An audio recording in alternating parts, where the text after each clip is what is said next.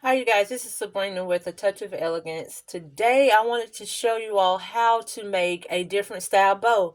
So follow along with me as we try to make this bow together.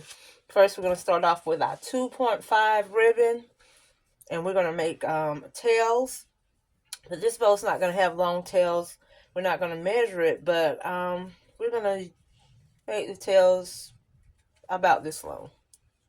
Okay. So we're going to do the pinching method between your two fingers, your thumb and your pointer finger. And you can twist it and turn it towards the back, or you can twist it and bring it to the front. Either way is fine. You don't have to twist this one because it's too solid. It's a solid color. But if you had a pattern, you have to twist it because the pattern will be on the opposite side. So I'm going to make my loops about this size and try to measure them. You see they're off, so we'll try to make this one a little shorter. And most of the time you can judge it by your eye. Okay, we have them the same size. And then with this bow, this particular bow that I'm making, I want to make 4 loops instead of 2 like we did the other ones. We're going to make 4. This is a bigger bow. And we're going to gather the ribbon between our pointer finger and our thumb finger again. We're going to twist it. It's just a habit I have. I twist my solid ribbon also. And we're going to make those loops the same size. Okay, we're going to fluff our loops to make sure they land in the right places. Measure our tails, and then we'll cut them off.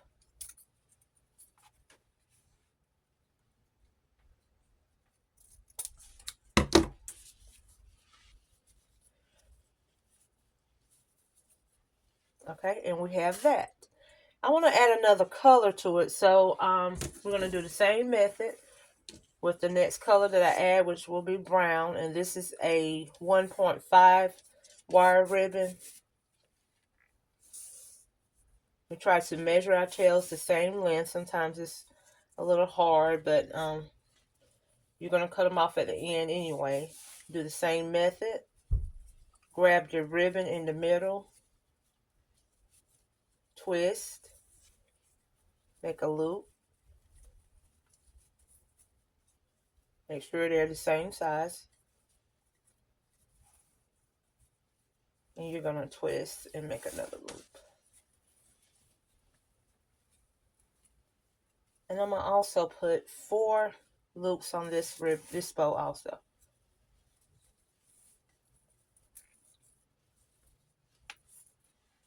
And we have that. Can you all see where I'm going with this?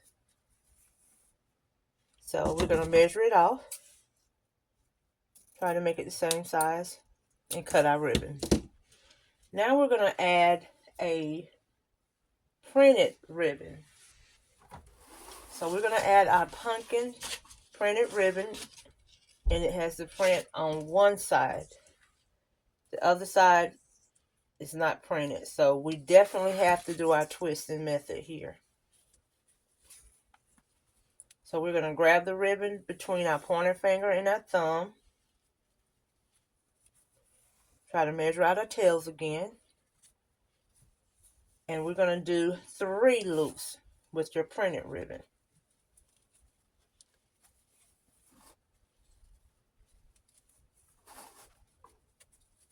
Make sure your loops are the same size. That's a little shorter.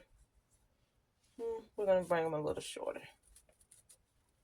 Bring it in some. Because you don't want your loops the same size as the ones on the outside. You want these to be the larger one. You bring the second row in a little smaller, maybe a ½ inch smaller, and then you bring your third row in smaller than your second row. And we're going to add 3 loops. And it's your preference how many loops you want to put in, but if you want a fuller bow, you go from 4 to 3, 2, and then down. And then we're going to measure our tail and cut them off at the end. And then we're going to come back and add more brown to our ribbon, to our bow, I'm sorry. Doing the same method as we did before. And we're going to add 3.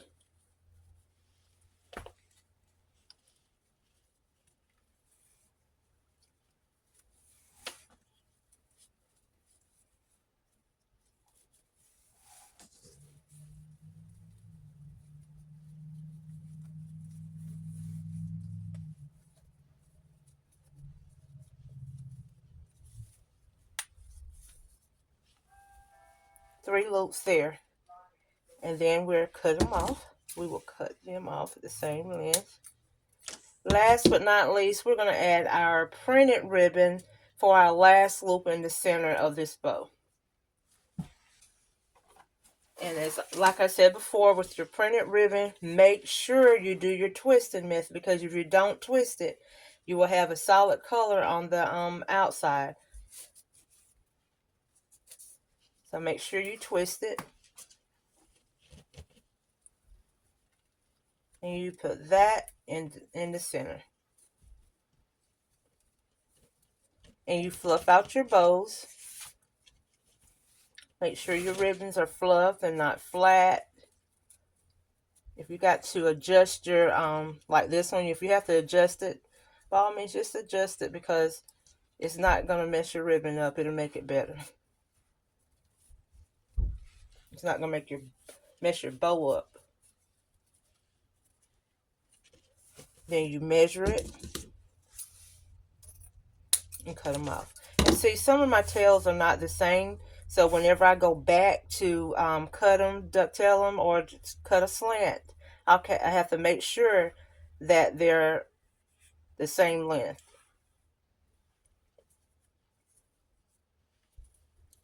And after doing that, you can take a wire or a zip tie, or you can use a pipe cleaner. Some people call them ties, or whatever you want to call them. Today I'm going to use a pipe cleaner. I'm going to take it towards the back. And most of the time I do use a lot of wire floor. Okay, I decided to add one more loop onto the printed ribbon. Actually, I had 2 more. I'm sorry. I add 2 more loops. 3. So we did 3 loops to the printed ribbon, because I want to bring in some more of this orange, because we have so many of the rows of printed ribbon and solid brown.